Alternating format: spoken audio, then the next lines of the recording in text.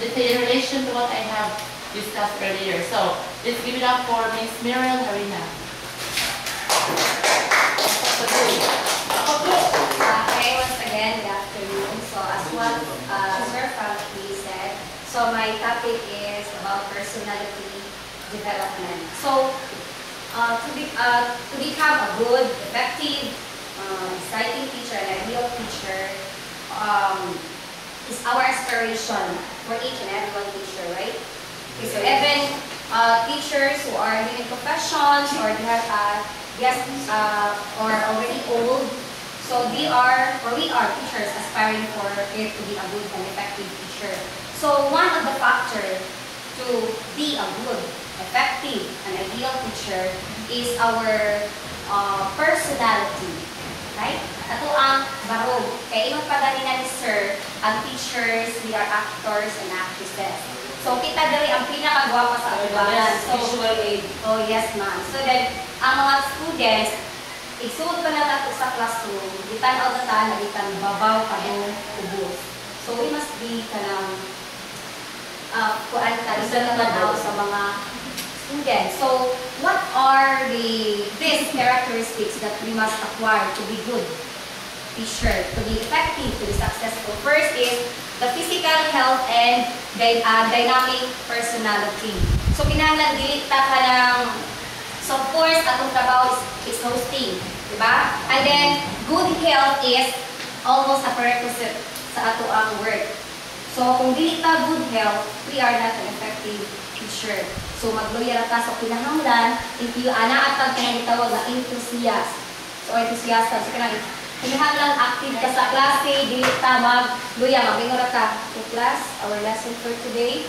So wala na. So ato estudyante, dili na sad ganahan mamingon nato.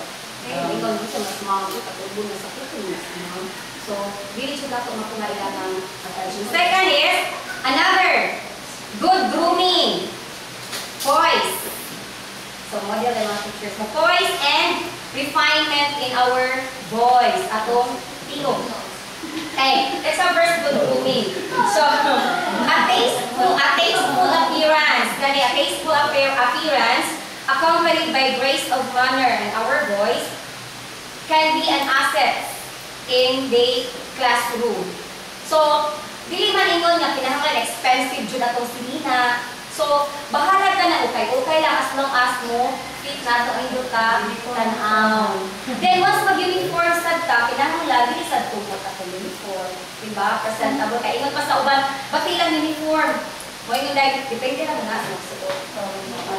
So kinahanglan ka. Especially June 3, first day of class. So kinahanglan ikita sa ato sa susunod na kagwapa, mapit ugok, mapit ganahan dito sa school. Diba? So part first day of school. Until then, second, ang atong voice. So, saan man ta maglingkod sa atong lingkuranan? Magbika. Flat, ganang. Okay, class. Get one word. Lingkod. Diba? Or, kung di kong lingkod, magbarog. Saan pagbarog? Magsandig. Class, how do you define the word? Define. Okay, ikaw. Sandig. So, dili ta makakuha na sa attention sa atong students kay si ma'am nagpaasan di ba or may inay okay class, our lesson for today aligatan o sa floor or sa baba o sa window, wala sa students. So minus na so dili jud ta mahimong good teacher, mao na ato ang personality. So kinahanglan na ay isa ay o ay kaya ato jud ta tanaw ala kani sa mga tanong tato jud tanan ba wala dayon, diba? Dili pagpatanaw na pagbat mas. Then second, another pronunciation sa teacher. Isa sad na mahimong ang good and effective teacher. Kaya kung bilis na ito pronunciation, it will happen. Of course, maka-create sad na sa bata, mag-libo ko sa din yung mag-libo. Wala dito na klaro yung ingon. Sabi, pinanglan klaro. Then, our voice. Pinanglan akong tinog sakto ha. Dili siya kung saman. Overemphasize. Nga nasubraan na kakusog, ang lakan ng suko. Hindi isa sobra kahinay. Kaya ang naas sa likod, hindi na naas na mamilaw, kaya na nagulog na yes, mga hindi siya tag-tingog naman. Okay, third. Mawala na akong topic. Third is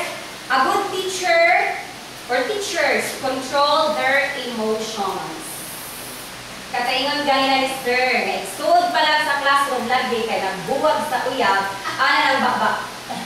Mo ingon gali, good morning, sir, good morning. Sit down. Diba? So, wala na. Duba na ang klase.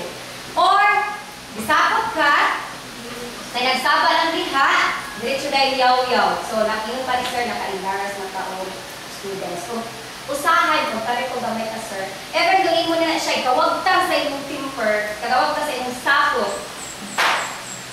Imo na siya tawagon, although imo na siya nakasabot kasi siya nakadunha ka ng sapot ng tutugan nila. Dili dito na ko intended na ko ano. Pero, naka-embarrass na ka.